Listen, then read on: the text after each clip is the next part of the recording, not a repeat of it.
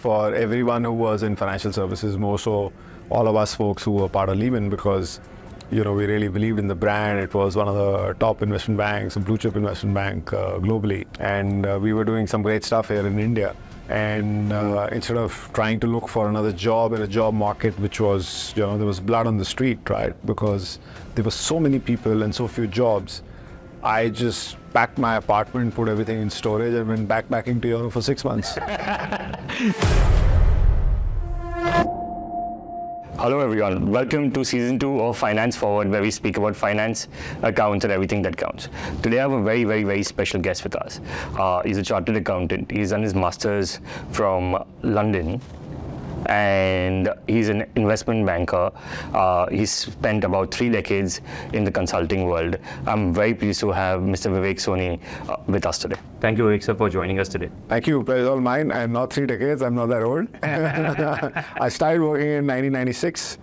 So how long is that? That's 27 years. 3 decades. No, you can't run it off to 3 years. But yeah, it's a pleasure to be here. Yeah. Super. So I want to start with a little curveball for you. You worked at Arthur Andersen in the early 90s. You worked at Lehman. Now, both these organizations were massive organizations with people who love to go and work in. And you sort of saw the decline of both the organizations, so to speak. So tell us a little bit about that journey of yours and how did you handle crisis, particularly in very turbulent times for the economy and for yourself? Okay, yeah, I certainly know how to pick them, right? Got 2 strikes on my CV, Andersen and Lehman. Well, it's destiny, right? It's life. Life will throw you a curveball and you got to make do with it. So I joined Andersen when I started my career after finishing college. I did my BCom in Chandigarh, at Government College Chandigarh, and I came to Delhi to join Arthur Andersen as an audit article, right? And to do my CA. And I was with them till 2002, which is when Andersen, because of what happened with Enron in the US, more or less ceased to exist. In India, we had a very large market-leading practice. And that practice was absorbed by EY in 2002. And a lot of us, almost all of us who were in Andersen, we became EY. Okay. And in 2002. So as far as we were concerned, we really didn't face any uncertainty or a break in our careers or any stress with regard to, will we lose our jobs or will we be compensated? The kind of things that a lot of people go through now when they're working in startups and they get laid off, or when startups fold up. We didn't have any of those stresses, luckily. Now, when I was in Lehman, I joined Lehman in 2007 in London. And I was with them till, in 2008 I moved here as part of the real estate private equity group. I was in private equity investments on the real estate side. And I came to India in February 2008. And in September, Lehman was declared bankrupt, September 18th. If I remember correctly. And, that obviously was a huge shock for everyone who was in financial services, more so all of us folks who were part of Lehman, because, we really believed in the brand. It was one of the top investment banks, a blue chip investment bank globally. And we were doing some great stuff here in India. And all of a sudden, the party just ended. It was very sudden. It was like a rug had been pulled under our feet.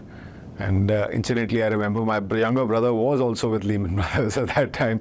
And my father called me on September 20th and he said that, listen, both the Soni brothers were in Lehman Brothers and now Lehman Brothers is gone. What are your Soni brothers going to do? So anyways, my brother was part of the team that became part of Nomura. I was not part of that team. I was part of the real estate private equity fund, which was a third-party fund. And so, we tried to find life with a potential buyer that would acquire Lehman's stake in the GP that ran the fund. So we were sort of kept together till January 2009. And after that, around February, March, when they realized that nobody was stepping into Lehman's shoes, they said, okay, well, you can go around your own way. And I remember I was 34 at that time. I had no liabilities. I was single.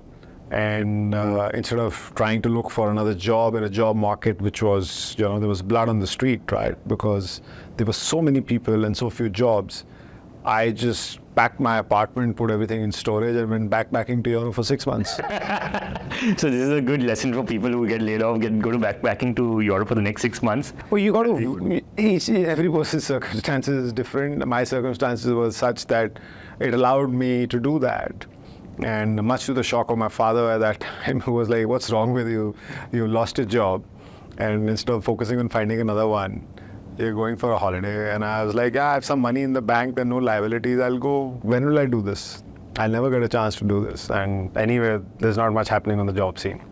So I did that, and I have a very philosophical view towards these things. Good times and bad times, they will not last. So you got to be prepared for that. And when you're in the good times, then listen, bad times will come, and so you need to be, how should I say, well planned in the way you run your affairs, especially your financial affairs. And as far as bad times are concerned, they can only get better from there, right? They're not going to go worse. So be positive. Always be positive. Yeah. So, Vivek, so first of all, when the real estate crisis was going on, you were working with Lehman in real estate. That's right. So the worst time you could sort of work in that sector, you were there. Actually, the crisis happened much later. In 2008, the Indian government released the Press Note 2 in 2005, which allowed foreign direct investment in real estate. Now, 2005 till 2008, even after Lehman went bankrupt, nothing was happening in the real estate sector. It happened much later. The crisis hit much later. But while we were there, those were the days, the rara days of investing in real estate in India. And a lot of private equity funds came in, a lot of foreign money came in, a lot of money was invested in deals which in hindsight should not have happened. But there was no stress at that time. That was a very exciting space to be in. Okay. So a lot of people today, have forgotten that Arthur Andersen was the biggest of what is now the Big Four. That time it was the Big Five, I think. And Arthur Andersen was the leader at that time. So it's a two-part question. One is just if you can just tell us the difference between what it was like working in Arthur Andersen with its brand name, with its leadership position at that time. And part two is more at a personal level. We've heard that Arthur Andersen used to be extremely particular about the way its employees were representing themselves, from grooming to the way we showcased ourselves. So if you can just tell us about that entire era and what from the grooming aspect, from the self-representation aspect, what did you sort of pick up that you still carry on today? Okay, so let's try and address the first part. It is way back in 1995, 96. I was in my second year and my final year of my BCom in Chandigarh. And honestly, I didn't know what I wanted to do in life. I was in Chandigarh's boxing team. I could have gone professional boxing, but, didn't believe I was a good boxer. So that was out of question. Then I was crazy about motorcycles, but I just didn't know how to make my hobby for motorcycles into a career. Right. And my father was a CA. He had a small tax practice in Ludhiana. He was at that time one of the senior most tax CAs in Ludhiana. And he said, "Why don't you do CA? And you study and you get paid while you're studying, and and you'll start earning money quickly and you'll be independent sooner than later."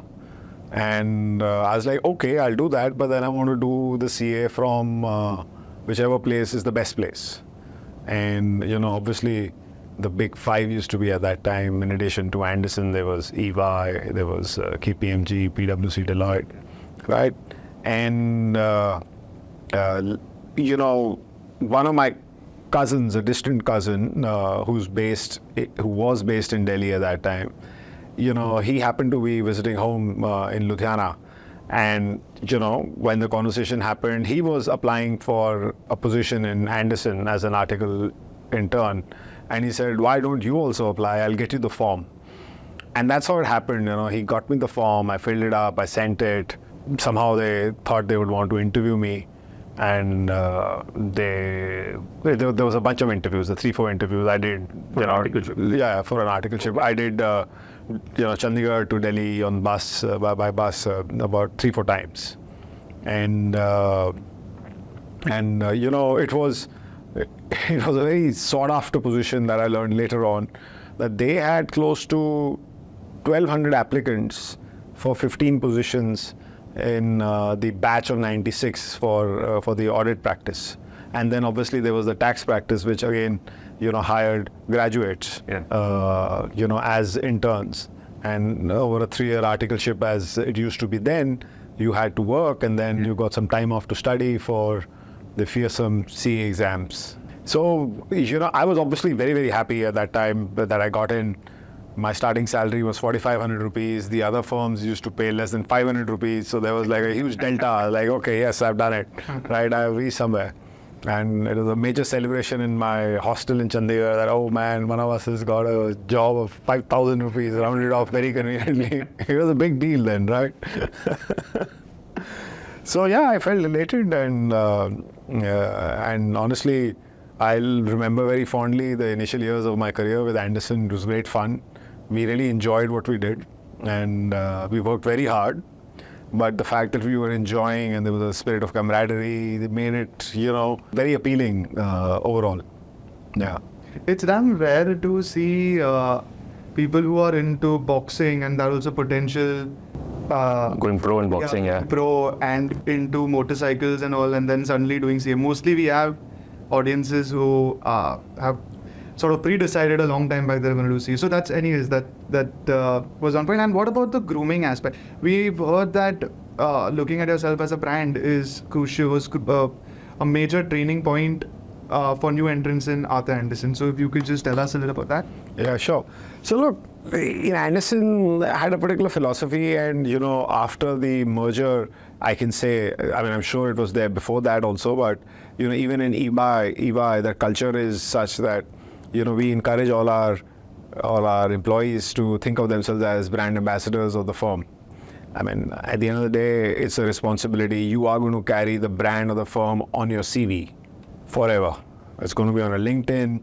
You may work here for 3 years, 4 years, 10 years, 20 years, decide to do something else, post-retirement, look up a career in public service, do whatever, right? But whoever looks you up, the fact that you spend a particular amount of time in a professional services firm, irrespective of the brand, you're married to that brand.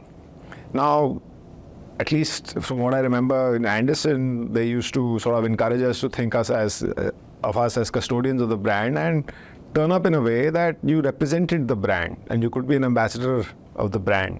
And because, we were the frontline troops in the sense that we would go to client locations, right, and interact with clients. And how we interacted with clients and how we turned up at meetings and how we conducted ourselves and the physical and executive presence we portrayed, made an impression about our firm and our firm's culture in the eyes of the client. Yeah. Right?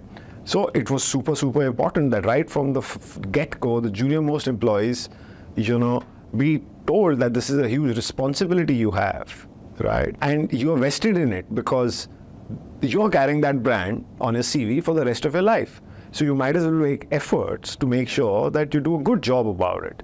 So, that realization sort of came in very early on. And do you think right now, today also, new entrants into the field of finance are pushed to learn the same? Well, it would vary by organization to organization. I can speak for EY. I am also the talent partner for our strategy and transactions practice. We lay a lot of emphasis on how even our junior most employees, not only conduct themselves, but also how they, the attention they pay to the executive presence. Let's put it like that. It is a matter of concern for the firm because you're an ambassador of the firm. And we do tell them certain basic things as counselors to our team members that, listen, these are the things you need to be careful about. And when people are, going out of what would be accepted as standard best practice, we would tell them, listen, why don't you pay some attention to, how, you are... have you shaved or, it's good to wear a clean pair of shoes. You can't look like a tramp, right? You're a you're a person who works at EY. You gotta look smart. And in Arthur, you would actually be told, the partners would actually tell you that, listen, shave and Well, come. it happened ample times, So people are going up the lift, they worked all night and they didn't shave, and one of the partners would look at them and just give them a 50 rupee note and say, go and get a shave. But it's all in good fun, right? So tell me a little bit about the early days when you were working. Arthur happened, and then adapting from where you were coming, especially you came from more sports mentality to app which obviously promoted teamwork, but you were an individual sport. So, but normally, how did you transition from being an individual person in sport, highly competitive, to being a team player and obviously into an environment which is very, very, so to say, professional versus a rugged background you had a few years ago? So look, I can't say I had a rugged background, but yeah, I got involved in a contact sport because it's just coincidental. Yeah, well, I wasn't very good at it, so in a way it's good that I left it before I permanently disfigured my face or something. Well, I spent my early years in boarding school and staying in hostel ever since I was 7 years old, and in Chandigarh also I was in a hostel. So you get into the flow of things, and you're always playing team sports, so you know what it is to work in a team. And the boxing part was only for a couple of years, and the reality is that when you work in professional services, you're working on projects. You are working as teams. You have project teams working on a particular engagement with the end goal or an end objective in mind. And when you're early on, you're starting, you're told, do this, and then you just try and do it to the best of your ability. Don't slack off. Don't bunk office. Don't make excuses. And because in the early years, it is not your aptitude, but your attitude that's going to determine, your demand as a team member, right? Because you'll have various teams working on various engagements, and this is irrespective of whichever professional services firm you join. And once you are starting to get known as a person who works hard, who dedicates, his or her time and attention, takes responsibility, and sees what has been, the task that has been given to you through properly, taking great pride in the quality of your work, then people will want that, hey, why don't you come in my team? Why don't you come in my team? And that's what you want to do. You want to create your own brand, right? And that's the attitude that will get you there, not the aptitude. So aptitude will come. Awesome. So a lot of students will always ask us, pehla job hai, why would they take me? And we keep telling them that, look, you're freshers. The company doesn't expect you to know too much except for the technical stuff you're learning. But go with the flow, adapt a little bit. And attitude matters right in the beginning, yeah. Absolutely. No, attitude matters. Your personality matters, because whichever firm you are looking to get a job in, they are looking at you as a potential brand ambassador. Technical skills are basic, hygiene, they matter. You should be at par, if not better than most folks who have studied what you have studied, right? And you should be what a lot of people don't end up focusing on, but it becomes important in interviews, is how you communicate your ideas. How do you articulate what you're thinking? Because people are, through the interview, trying to get a handle of how does this person think through a problem, right? Now, you may not have an answer, but if you can talk them through, this is how you're thinking of a solution. If it's a complex problem, you compartmentalize it into 5-6 different sections, and then it's okay, I'll do this, then I'll do that, and this is why I think this should be the answer. I'm not sure, but this is what I would do if I was in such a situation.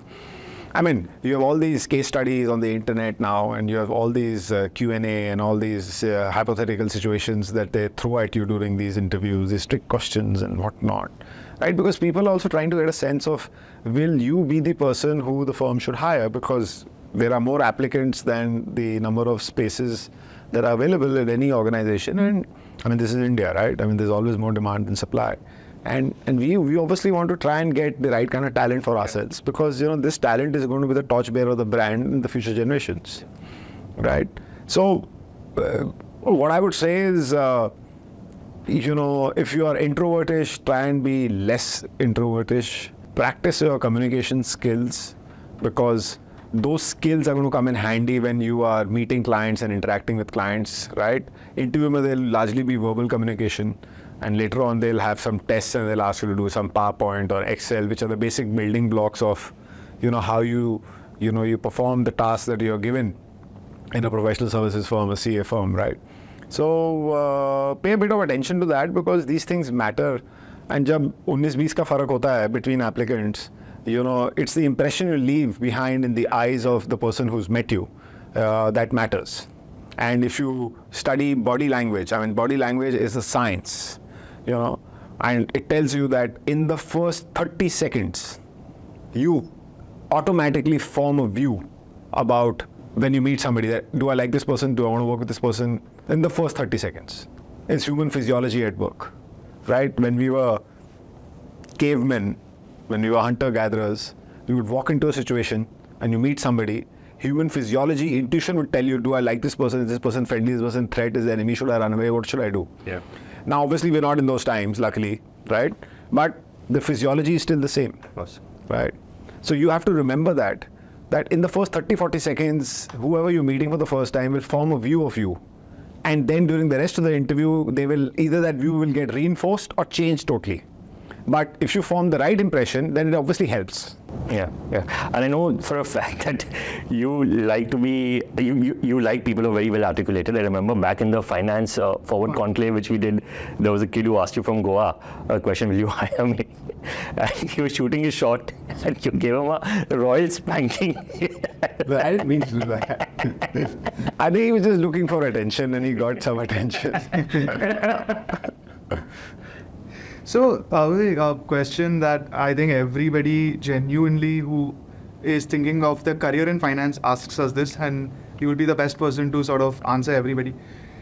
Broadly, can you tell us about your journey in working with one of the big four, the start and the present? Okay, so my journey has been a bit convoluted because I left professional services, the big four, for 14 years in between. I started in '96 as an article intern with Arthur Andersen in Delhi in the audit practice. And I was with them till 2002. 2001, I became a manager, which meant that I would manage an engagement with a team reporting to me. So typically it is you start off as an article, then you become an executive, then you become a senior, and then after senior, associate or whatever, you become a manager, right? And then you have a senior manager, then director, and then obviously partner. And in 2002, after I had been a manager for over a year, at that time I used to do due diligence engagements. I moved on from audit to doing due diligence engagements for oil and gas and telecom. Now, some of you may not know what due diligence is, but basically, whenever there's a transaction happening, either somebody is buying a business or they're selling a business, the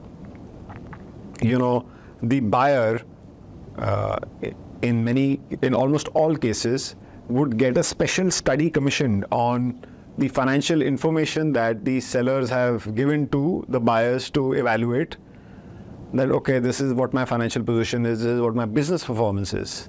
And if it's true and there are liabilities. So, on the basis of that, you triangulate what is the value you should be giving for this business that you're looking to acquire, right?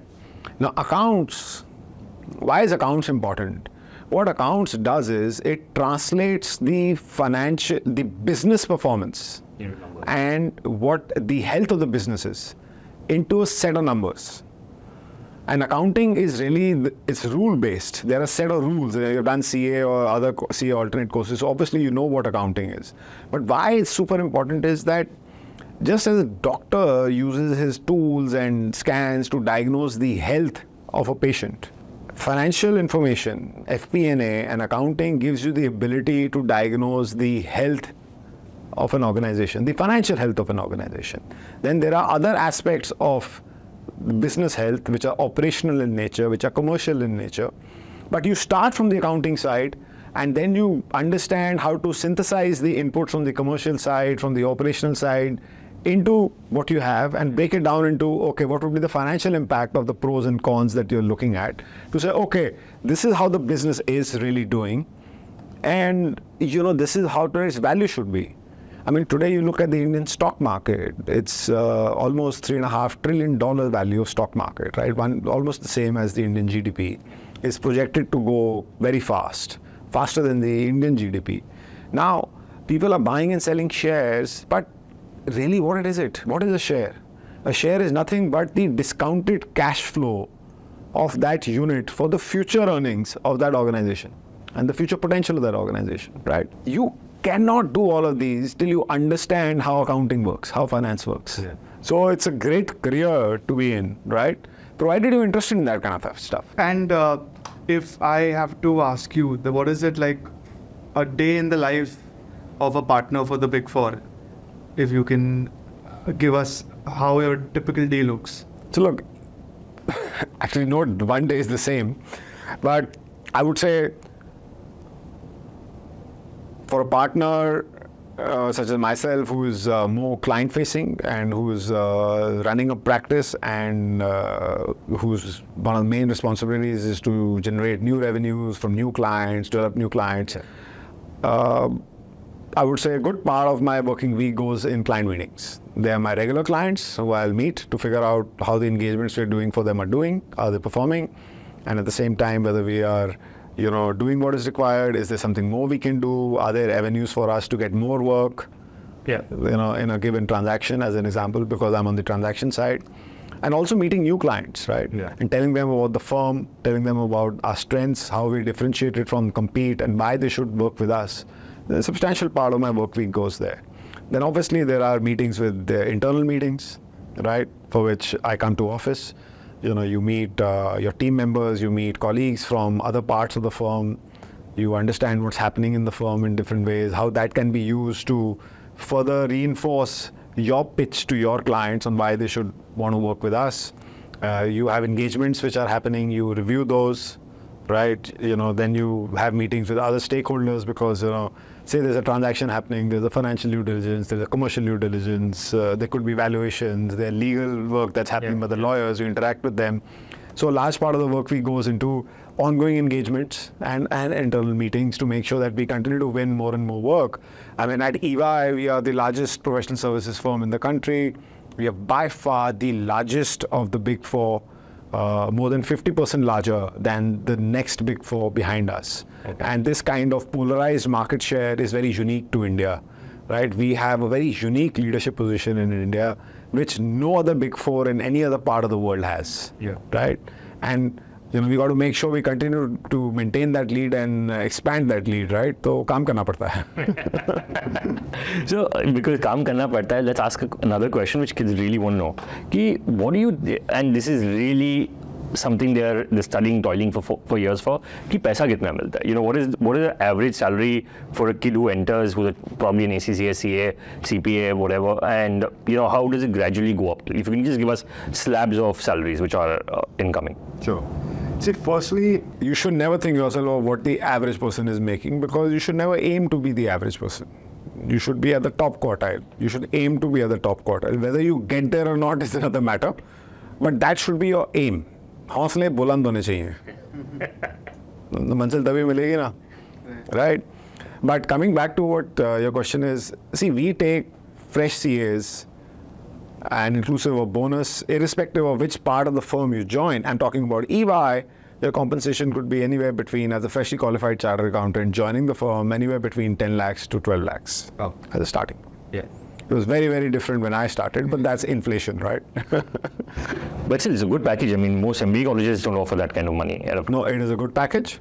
It is a very sought-after spot to get a job with EY in audit practice or tax practice or consulting or strategy and transactions, which is where I'm from that part of the world. It's highly sought after. I mean, we'll have thousands of applicants more or less for every position available. So, I mean, that's at the entry level. Now, what happens when you gradually go up?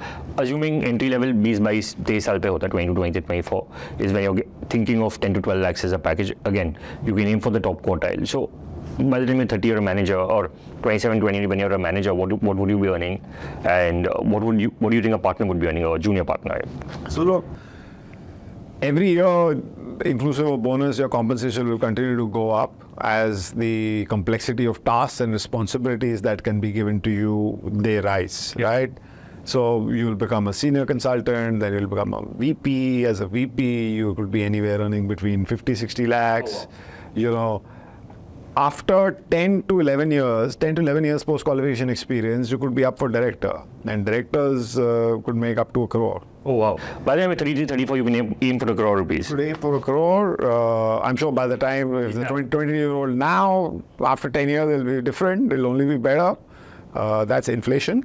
But effectively, your total comp, inclusive of bonus and everything, as a director, could very well be within shooting distance of 1 crore. And obviously, once you become a partner, it's obviously northwards of that, right? Wow. So director के बाद partner आता है. Yes. Okay. Directly will. Awesome. Yeah. And it's more or less like this, right? The first few years of your career is when you have to be really, really good at the technical bit.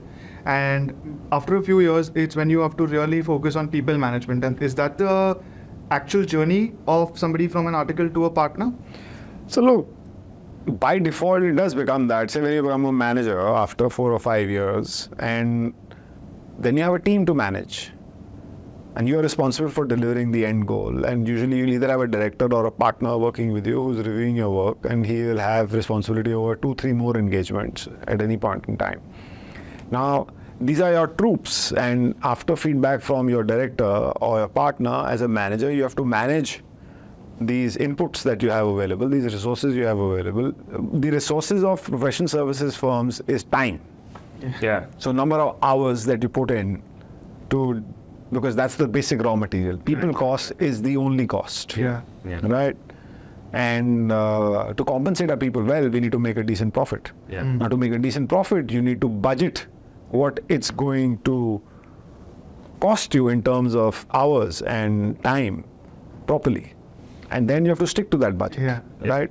You have to try to stick to that budget. Quite often you get it wrong. I mean, you can never be bang on right all the time. But on average, you should get it right.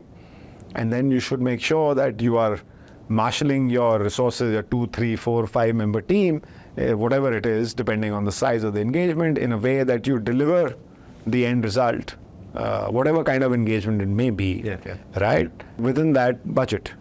And so that's why you're a manager, because you have to manage. Correct. So, I mean, back in the day when you had graduated, I was still studying for my final CA. You went to PW at what, 7.5? 7 lakhs, yeah? I mean, this is back in 2013. Yeah, 10 years ago, the fresher qualified package across the Big Four would range between 6 to 8. So it's already more than 50% up. Yeah. And a lot of students, people who are, in fact, even I would say students who started their career, how should I put it? When they were thinking about what to do in their career and they thought about finance or accounts, one of the most appealing, the sexiest department that people would want to work for is investment banking. If you can, and since you obviously specialize in that, the journey from taking up CA, you started with auditing. And of course, we know your journey, but if you can tell everybody how you landed up into investment banking or private equity? Sure. So look, like I mentioned before, after doing my CA, where I was doing largely audits, they became US GAAP, International Accounting Standard audits. And then, I got an opportunity to move to the due diligence side, which was in EY, part of the corporate finance division at that time. That's what it was called. In Anderson, it was a part of the overall audit practice where some people were dedicated to doing due diligence. Anyways, because of that, I joined EY's corporate finance team when Anderson merged, and it was a market-leading team at that time. Amongst the Big Four, definitely the most happening investment banking team they had, and obviously the investment banking was the tip of the spear, and they had, other transaction support services. Due diligence was one of them. My takeaway on that when I was 29 years old with 8 years of experience was that, you get paid, you work hard, you work really hard, but it's the bankers that make more money. And then you get read all these books about, Barbarians at the Gate and the other books, right? I used to be big time into reading then. I wish I could read as much now. But so then, I had this hypothesis in my mind that, listen, you got to join bulge bracket investment banking to be compensated properly as a youngster. And And then there were some other reasons also, which I don't want to get into, because of which I decided to go and pursue an MBA at London Business School. And, in 2004, August, I left EY and went to London to do an MBA. Did that for 2 years and then joined first Bank of America and then Lehman Brothers in London. As an investment banker? But strangely enough, by the time I finished my MBA, I was very clear I didn't want to do investment banking. Because, it's a very difficult career. You put in a lot of work, but you may not get the end result, which is a deal getting done. As bankers, you get paid when the deal on which you're advising your client gets closed successfully. It's basis success, which in many cases doesn't happen. And so all your hard work, basically, other than teaching you teaching you on how to be better in your craft as an investment banker, doesn't do much from a monetary compensation point of view for your firm. And that in a way reflects in your bonus and all of that, obviously, right? You make good money for the firm will compensate you. But if you not close deals, then you're not going to get that bonus, right? So, I was very clear when I was finishing my MBA that I didn't want to do classic investment banking. I wanted to be on the product side, and the idea was to get into fixed income products which had not come into India, learn that, and then come into India, as a specialist. So I joined the debt capital markets team in Bank of America, and I was doing whole business securitizations, which was largely the domain of the infrastructure side. This is all in London? It's all in London, and InvITs today is like another form of whole business securitization of cash flows coming from an infrastructure asset. I was doing that, when I was with Bank of America. It was called something else. It's called whole business securitization, but the principle is the same. In London in 2007 and 2006. And, I had always had the ambition to come back to India after learning my craft. And the guy who had hired me in Bank of America had said, listen, we'll send you to India after a few years. He left the firm, and so did the promise of maybe coming with Bank of America. Then I moved to Lehman. And that sort of helped me land a position with Lehman's real estate private equity team here. I was doing real estate securitizations there. And that's how I came here on the private equity side, where we were investing third-party money into real estate asset class, at that time. And so I did that, and then obviously Lehman went bankrupt, after which I joined, after my 6-month backpacking hurrah, I joined a private equity fund called Berggruen Holdings as an operating partner. Okay. And then essentially, as a 34-year-old, I got the opportunity to run 2 businesses. They were startup businesses, and scale them up. Okay. And I worked on those businesses. There were 25-30 crores of top line each, and grew them to almost 450-500 crores over 6 years. And learned a lot in the bargain. And after which I sort of came back to professional services as part of the investment banking team. So I've been a bit of a rolling stone, not gathering moss anywhere. And this is my second stint at EY. I joined in 2017, and it's been 6 years now. Awesome. So one of the things which we want to ask is, because investment banking comes across as such a varied domain, because you spoke about debt, then you spoke about a little bit about real estate. Can you explain us in 30 seconds what is investment banking? Okay, I'll try. So, investment banking from the point of view of professional services advisory. So, it's typically you work on deals or transactions where essentially somebody will be selling a business or part of a business, usually equity stakes, right? Because that's how, the unit of measurement in owning a part of a business in India, to another buyer or seller. Could be an institutional buyer. That's the counterparty. So you have 2 counterparties. Typically, you'll have one seller and you'll have one buyer. You could have a consortium of buyers also, right? Or you could have a consortium of sellers. But essentially, you have a sell side and you have a buy side. Now, what you do as an investment banker is you advise either the sell side or the buy side on how this transaction should be run and concluded. A transaction involving the sale or purchase of a business or part of a business is a complex task. It's a process. There are various elements of the process which have to be completed sequentially and some in parallel.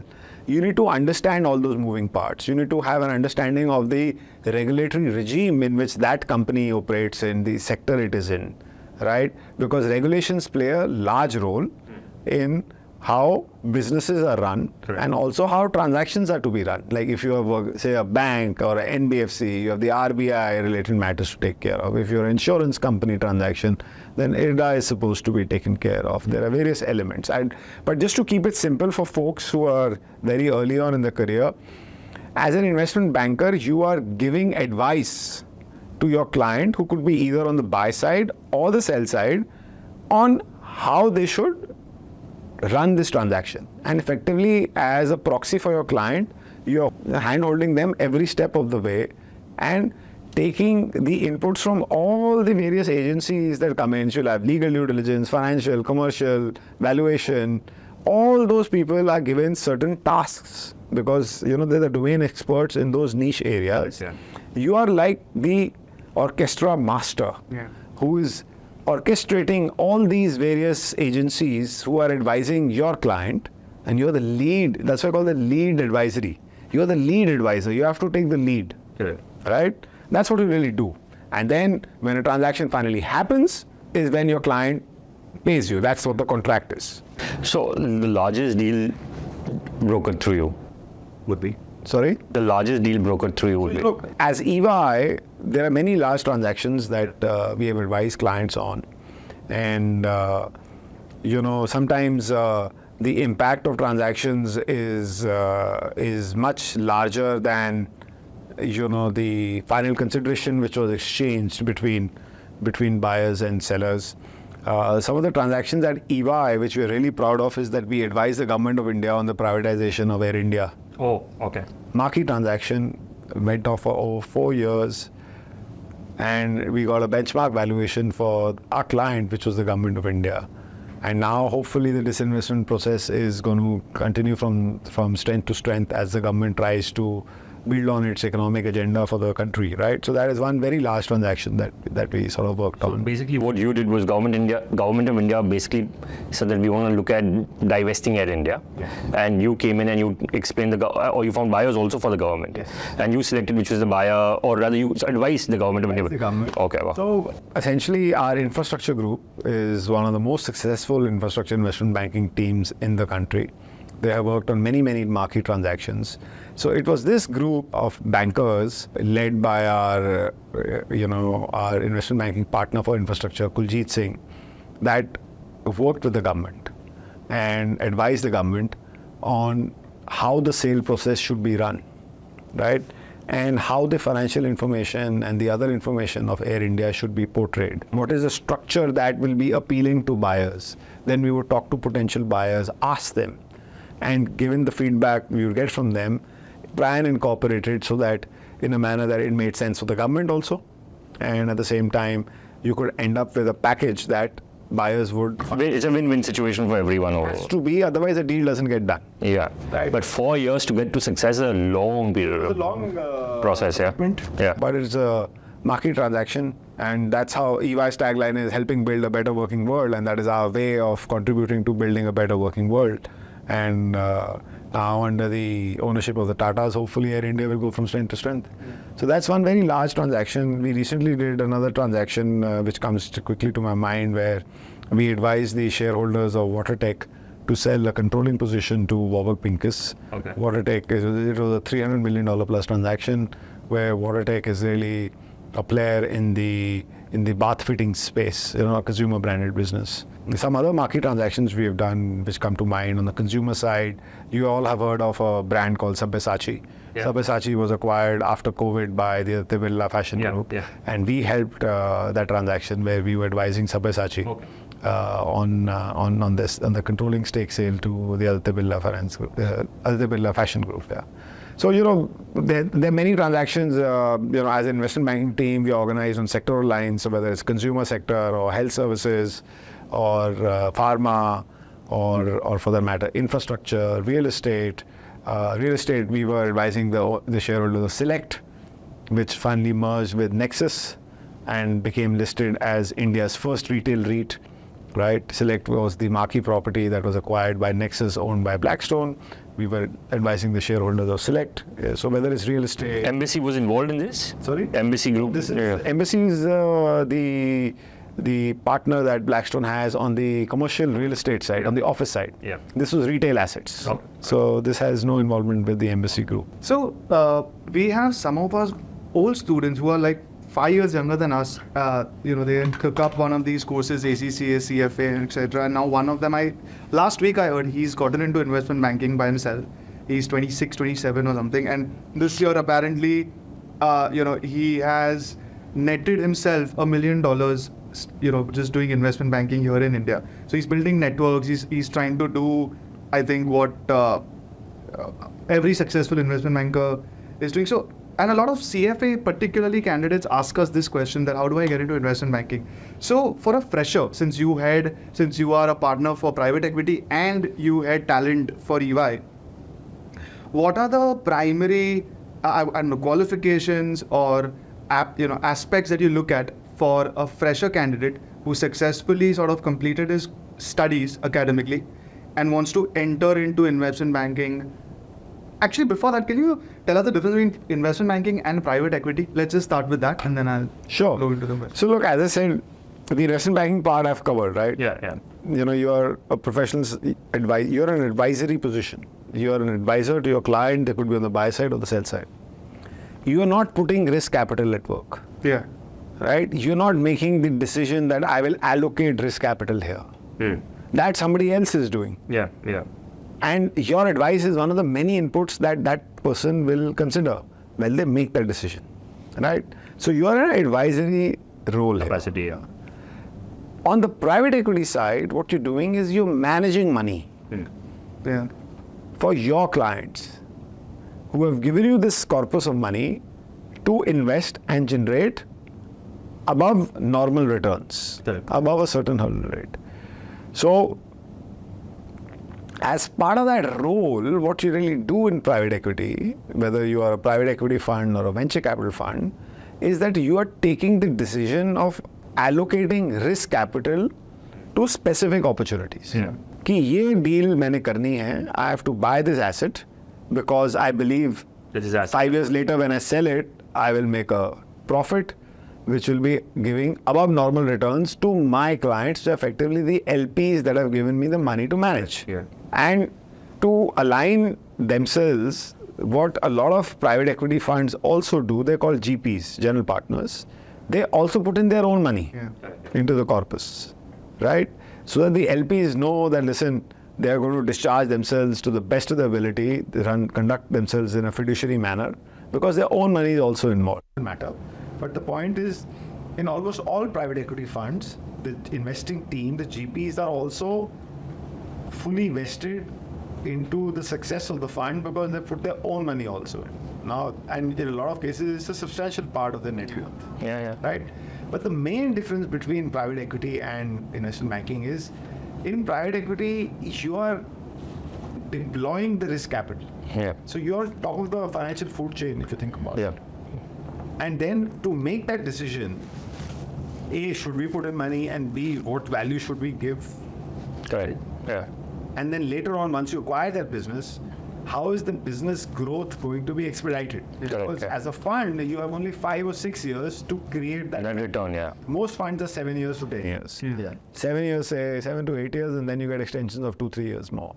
During which time you have to invest, play a role if you can, depending on your strategy. If your growth, then minority, you may not be able to play much of a role. You'll be relying on the management of the company. But if you're a buyout fund, you have effective control. You can pull various levers, change people, do whatever is required to expedite the growth of that business so that value is created, alpha is created, right? That is what you're supposed to be doing as private equity.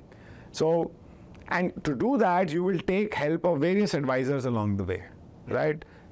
Us folks will help not only on the time when you're making the investment as a private equity fund, but also while that portfolio company is part of your ownership, where, how can we help in helping expedite the growth of that business? There are various things that we will do as a professional services firm, a full function 360-degree professional services firm. But the main difference is As a private equity person, you are making the decision of where to allocate capital, right? This is inputs you get from various advisors. As an investment banker, you are one of the advisors, typically the lead advisor, when a fund is looking at making an investment decision, either representing the buy side or the sell side. So investment banking, if I summarize, is more of a one-off situation, one-off transaction till the deal is done or till the deal sort of breaks. And if it's successful, you get a success fee. Private equity, you deploy capital, I think you'll be part of the key decisions, you have a board seat, etc., etc. So that's the way the difference goes? Yes, I mean, the real work for private equity starts when they invest, when they make the investment. That's when it ends for investment bankers. It ends for the bankers because you get paid a fee and move on to the next transaction. But as a private equity person, that's when the real work starts. Yeah. Because you are there not just to invest. Yeah. You are there to exit and deliver a above normal return, above a hurdle rate return to your clients, which are your LPs, people whose funds you're managing. So it's a longer path, Yeah. right? Yeah, and in fact, Barbarians at the Gate really describes the struggle from the time to get the investment and then after that as well. Like that. Absolutely. Really. Yeah, there are many books which have become legendary in Can you tell us a finance. couple of books besides Barbarians at the Gate? I'll try and remember now. But yeah, Barbarians in the Gate was definitely good reading. Then there was The Big Short. Yeah. Then Liar's Poker. Yeah. I remember these three for sure, and there's a bunch more. When you look these three up on the internet, most sites like Amazon will recommend 5-6 more which are of the same genre. You should read up about them. We read a couple of them. What It Takes by Stephen Schwarzman. Schwarzman. He's Blackstone. Blackstone, yeah. Blackstone founder. Yes. So sorry, just coming back to the segue was that we have candidates, students right now who really want to enter into this space. And since you had talent, right? How do you look at what do you look at when you look at actually employing people? So look, I think it comes to the same thing I was saying. We look at, especially at the entry level, whether you're coming from a MBA school or freshly qualified CAs, that is this person going to be an ambassador of the firm? Does he or she have the right attitude that they will absorb what we teach? We can. Imparting skills, if you come with skills, definitely it's an advantage. Yeah. But the main thing is your attitude and whether you fit in and you will pull your weight in and you'll be a contributing member of the team. It's those things that one tries to get a sense for. But also in addition to your technicals. Sure.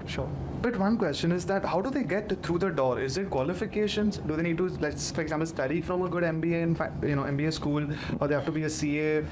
Wouldn't the qualification? Wouldn't the qualification just get them the interview? Not necessarily. Okay. So let's say there's somebody studying right now academically in the field of finance, and this is their aspiration. They want to walk in your footsteps. What would be their first steps to start their career? So look, if somebody wants to do investment banking and you're starting out your CA, it matters where you do your CA from. Yeah. What is the exposure you get. The 3 years of articleship primarily, yeah. Which have now become 2, yeah. Yeah. And then for that, have you got certain sectoral depth? You work only in finance companies, so you understand how NBFCs work. Yeah. And, or you will spread out all over. Yeah. These days is the era of specialization. Got it. So if you got a large part of your articleship and a pre-qualification experience in a particular sector, it helps. Secondly, if you've done it from a big firm, a good firm, which has given you exposure to market-leading companies or sector-leading companies, that obviously helps, right? Have you tried to broad-base that by working for an asset manager, mutual fund, equity research? Do you follow the stock market? Do you know how to read research reports? Do you know how to read company financial statements? Do you have a point of view? That I like this stock, this company, that company, this sector, this is what the tailwinds are, this is what the headwinds are. You should have a commercial sense. And if those things you are able to put across during your interview, will definitely come in handy. Now, we have open positions for investment banking entry level also on our portal. It's not that we don't hire CAs, we definitely do hire CAs. Our preference is for MBAs, but the CAs are also hired. It's really on the individual per se. Yeah, then it's on you. You apply for the position, and your CV and a covering letter should be able to synthesize why you would be a great fit for that role. And then, it's a bit of luck. You get picked up, and if you get picked up for the interview, then how you deliver the interview begins to matter. Just last part of this question. Say somebody has it could be that they're just 21, it could be they're 25. Basically, they have no pre-qualification work that falls under the private equity domain as an entry point, but they still want to enter into it. So let's say somebody's ready to put in a year, 2 years, 3 years before they sort of interview. What direction should they go in? How do they start to even have the CV that you just described before they come to you? So look, then you have to work in those companies, right? In that sector. Now, private equity is essentially asset management, right? So you try and get a break in an asset management company. Understand the basics of their business, and prove to the others that you're not only interested in it because on a whim, but you've invested some time and effort into it. Yeah. Right? Now, most private equity funds will hire freshers from the top business schools, not just in India but globally. If you're not from there, then you need to build up a certain body of work that shows that, listen, you understand what is required and you can be a contributing member of the team. Right? For that, you need to cultivate experience. Like a lot of private equity funds hire folks from EY Investment Banking. A lot of our investment banking alumni have gone on to work with many private equity funds. Yeah. And they're doing super well. They're super successful. Right? Now, typically private equity funds like to hire bankers at the junior mid-levels because, all the basics are sorted. Yeah. About, as far as analytical skills are concerned, understanding companies are concerned, even internal communication on how a company should be valued, all those boxes you've anyway ticked. What is the process of actually running a transaction? You know what's involved as a banker, right? Then there are additional nuances you learn when you're on the private equity side because you're deploying the capital, right? There comes with different nuances. But if you look at most funds, they will hire folks who are either consultants, management consultants, and or investment bankers. So I have one question. I'm going to go back to what you said a few minutes ago, that you essentially were handling two portfolio businesses where the top line was between 20 to 25 crores, you scaled it up. So what was that process like? Because both of us are in a similar domain and obviously we're scaling rapidly. But at the ground level, the challenges are multifold. So how, and you said that it was a big learning curve for you also at that point of time. So can you tell us a little bit about that journey? So look, I was a CEO and CFO. I joined as a CFO and then took over as CEO in a year or two. And these businesses were in the infrastructure services space. And the idea was that you grow on the back of demand from your clients, you grow your asset base because you're deploying assets as a service, essentially you're giving equipment as a service. At least that was the business that I was in. And along the way, figure out, which asset class or equipment class is the right one to get into, who should your customer be. I helped pivot the business from a particular kind of equipment to a totally different kind of equipment because the customer for that was a better customer, a better credit risk, to put it succinctly. And it took 6 years. We grew our asset base, had to arrange debt funding from banks. Yeah. Had to arrange refinance 2 times from banks to take advantage of the value that you create and reduce the amount of equity you put in, make business plans, constantly update them, convince the shareholders and the board to put in more money to fund the capital expansion, the capex that we were doing. And on the back of that, you grow the business. So, from 200 people when I joined, when I left, at the peak, we had 1,500 people working for us with 800 different profit centers across the country. When you were the CEO of that? I was the CEO of that time, yeah. Yeah. And how was so I was handling everything, right from because a lot of the employee base was skilled labor that was running those machines for you, right? So there were union issues to be tackled, there were compensation issues to be tackled, there were health and safety issues to be tackled. Clients, want to delay payments or don't want to pay, you have to tackle that. There's a regulatory regime. Earlier on, service tax was not there, so there was VAT, and then then you had a situation when service tax came in. Service tax wanted a crack at you. VAT also wanted a crack at you. And you handle legal issues, and I handled 2 special leave petitions which ended up to the Supreme Court because both were after us, that we want tax. Now, I mean, is it a sale or is it a service? Make up your mind. You can't be both, right? So there were those complications to be handled. Along the way, we raised money from another investor. So, capital raising, you handle all of that. HR, recruitment, training. So everything. Finance, everything. Ultimately, as a CEO, you're responsible for everything, right? The buck stops at you. So it was stressful. It was a lot of hard work, but it was great fun. And that's the thing I would encourage all of you guys and girls. Whatever you do in your career, try and have fun in the early stages, because then you'll enjoy it. If you treat it, it's just because work and I don't enjoy it, then do something else. Do something which you will enjoy. Life is too short. If you can't have fun working, then maybe you need to think about doing something else. So let's speak a little bit about preparation overall. As an investment banker, or rather in the private equities end, or throughout your journey, you spoke a lot about prepping. Including at the conclave, if you remember, you had this superb story of how you really. I think somebody from the audience had asked you, how do you back their first job, and you really expressed how much you had prepared back in the day with you're taking a bus from Chandigarh to Delhi a couple of times. If you could just share that story and link it to preparation. So look, way back in '96, there was no LinkedIn, there was no internet also. Even if there was, we didn't have access to it. Yeah. You don't even want to know what it was then, because most of the people who are now here probably weren't even born then, right? If they're 21, 22, they were not born, or just about born. So I did the old-fashioned way because anyway, those were the olden days, right? So I came to Delhi, figured out through friends and family some people who worked in Anderson, and waited for them and convinced them to spend half an hour with me and tell me what it's like to work in the firm, what to expect in the interview questions. And that's it. So you actually went from Chandigarh to Delhi, took a bus ride. Yeah, so every time I had an interview, before that I would figure out some people through my network who have worked in Anderson or in KPMG or whatever, one of the big 4. And the fact that my father was a CA, I think it helped because he knew enough CAs and senior guys in Delhi who were able to suggest कि अच्छे से बात कर लो, या मेरा nephew है, या niece है, whatever. And then I would go at least 1 or 2 days before every interview and go and meet those people and figure out what to expect.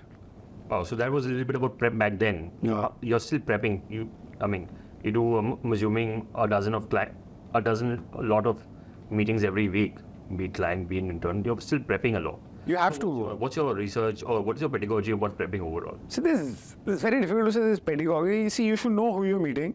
You should know who you're meeting. Who is this person? What is this person? Especially if you're meeting them for the first time. Yeah. What has this person done? If somebody you've met before, okay, what have they done recently in terms of which deals? What are they interested in? Like I meet private equity funds, right? So that's my main beat. I cover that practice for the firm. So when I meet my clients, I need to know what are the recent deals they've done, what are they looking at in the market, which sectors are of interest to them, what's happening in those sectors, does EY as a firm have a point of view, on those. And if I'm meeting somebody for the first time, where have they worked before, do we have people in common we know, basic things like. And you're still spending a lot of time in relationship building overall. You have to, because we are ultimately in the client servicing space. That's what we're seeing with Parth, how he's managing it. I can imagine that. So as an investment banker or, as a part of the transaction support team at EY, or whichever professional services firm, essentially you're in the client servicing space. You have to be client-centric. Yeah. Only if you understand what a client needs are, will you be able to, how should I put it? You'll be able to address them. So basically, you're constantly thinking, what does he want, or what direction is he going in? Yeah, and what does the situation require? Yeah. And sometimes, if we are not the best people to help for that situation, you should be forthright enough to tell them that, listen, we don't think we're the right people to help you here. Maybe XYZ could or somebody else could.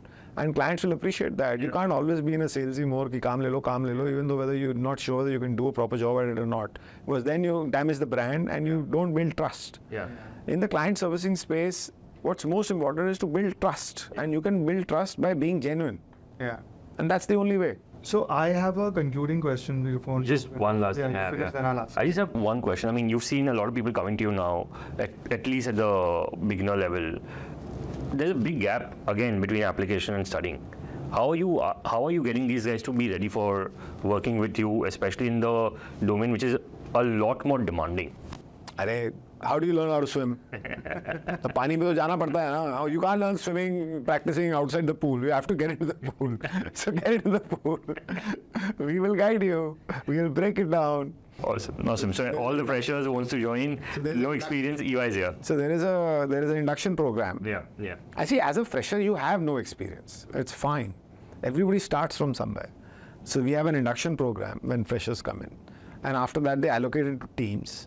And you start working with those teams. Yeah. We have the apprentice model of learning. You learn side by side, working with a senior who will show you, look, this is how you do it. They'll explain it once, they'll explain it twice. If they have to explain it 5-6 times, then you're not applying yourself. Then you have to really think about what you're doing here. Good. Right? Ultimately, we want smart people who are self-starters who can say, कि चलो यार मैं इसको करता हूँ, अच्छा ये हो गया, what next? What else can I do? You have to be vested in growing your own and accelerating your own your own client journey, your own learning, right? That is you are here for what? To learn.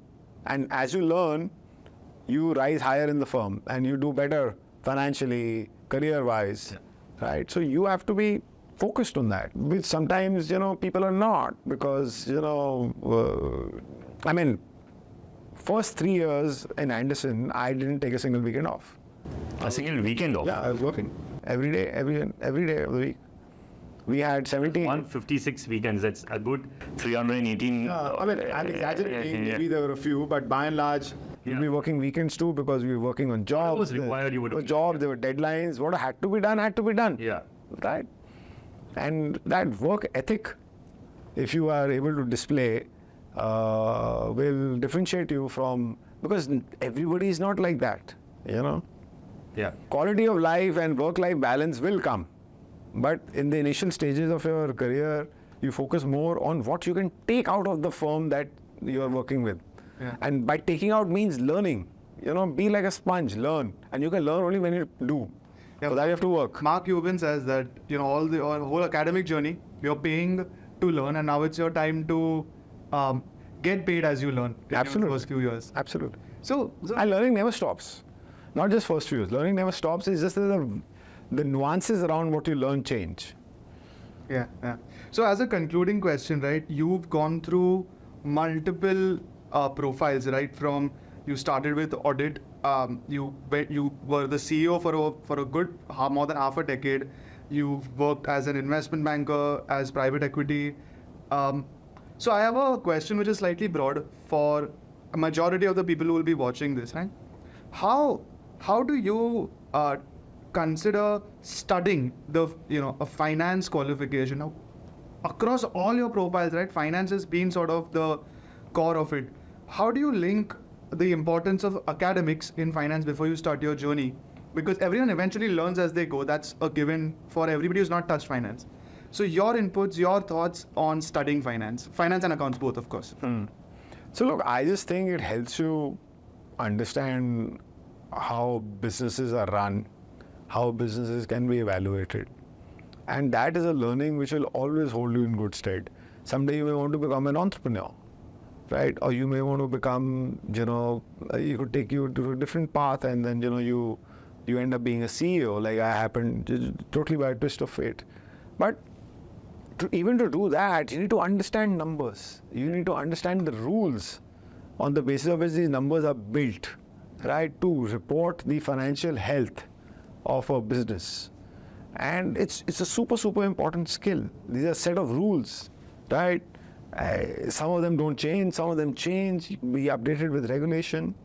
I think it's a great skill to have, right? I mean, if you're running your own business, you don't understand finance and accounts, what are you going to do? You'll be dependent on somebody else. तुमको पता ही नहीं तुम profit बना रहे हो, loss बना रहे हो. Yeah. Whether you're investing, should you invest? How should you amortize that investment? How should you think about return on capital? These are all things you learn when you understand the ABC of finance, right?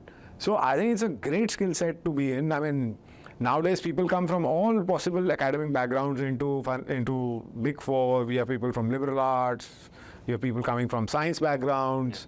And ultimately, what finance and accounts as a field of study does, it also improves the analytical skills, which is really what will help you in the early parts of your career. Yeah, even decision making becomes secondary. See, it is data driven. It is based on numbers. You're not deciding, I'm going to buy this because I like it. It's not that. There's a lot more thought process behind it, and you may still get it wrong, but at least you attack the problem in the process, the way the process is supposed to be done, right? You just can't make random whimsical decisions. And to that extent, I think finance and accounts is a great skill. It's also very different. So I'll give you an example. So when my brother, he did his chemical engineering. He did, these decisions are made when you're doing 11th, 12th, right? So he did science. I was very clear. मुझे इतना मेहनत नहीं करना है. I don't want to go to IIT and bust my head trying to get into JEE. Full marks to people who do that, right? I just wasn't built for that. And I did my commerce and then went to do BCom. He finished his BTech, in chemical engineering. And then he's asking me, what should I do? And then I asked him, "Tune karna kya life mein?" You want to work in a chemical plant in the heat in Jharkhand or some other place, 40-degree heat, trying to do something in some chemical process, or work in some laboratory. Or do you want to work in an air-conditioned office, meet good people, move in AC cars? You may work hard, but it's not like that kind of work, right? What is it that excites you? So, and his answer was like, मुझे अच्छे पैसे बनाने हैं, I want to have a good life. तो मैं चुपचाप finance में आया.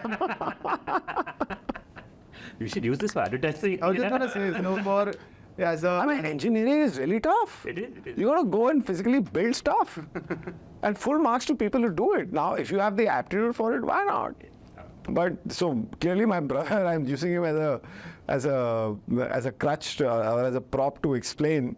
I was very clear. Then when you've done commerce and BCom, what do you do after BCom? A bunch of kids will go and do an MBA quickly. I didn't want to do that because my idea was when I do an MBA, I'll do it from the top 10 school in the world. Otherwise, I won't do it. Perfect. Right? Yeah, so just for everybody watching, because like I said, right, the head of EY for talent, your suggestion would be that if you are early in your days, you don't know what you want to do, then the first step, if you do something in the field of finance or accounts, it basically then opens up your doors for almost anything in your career. So look, I'm not the head of talent for EY. I lead talent for strategy and transactions division for which is service line in EY, but just to set it straight, okay? That's the first part. Now, the second part is that, look, if you are coming from a science background, it's going to be a bit tougher because first you understand the ABCD of accounting, of taxation, which you learn in 11th, 12th, right? You have not had that advantage. So you'll spend more time doing it. But if you've done commerce and you've done BCom or whatever equivalents that are there, economics and everything, I would say finance and accounts, definitely you should think about it. I mean, see, ultimately it depends on what excites you, what do you see yourself doing. And it may very well change later on. After 3 years as an engineer, you will decide you don't want to do it. So many kids from IIT go straight into investment banking or go into private equity funds. We hire so many people from IIT also. So, things change. But if you have a point of view, if you have done a graduation in, say, doing a BCom or you're doing bachelor's in economics and that kind of stuff, and you want to get into the world of business, you want to get into the world of finance, then obviously, look at CA, FCA, ACCA, all these courses which are CA or CA alternate courses to get the basic grounding. Right? After which you can build your career on top of that. I mean, people want to get into stock markets and all that. Nowadays, a rage because stock markets are going like this. So when they go down, people don't want to do it. But now everybody wants to get a stock market, see, XYZ has made so much money. Arey Baba, you need to understand numbers, no? You need to understand finance. You need to understand accounting. How will you do it if you don't study it? Awesome. This was a lot of fun. Vivek, sir, thank you so much for doing this. I hope you had fun. And we'll for sure see you on the road again. If this takes off, for sure having you back on the podcast.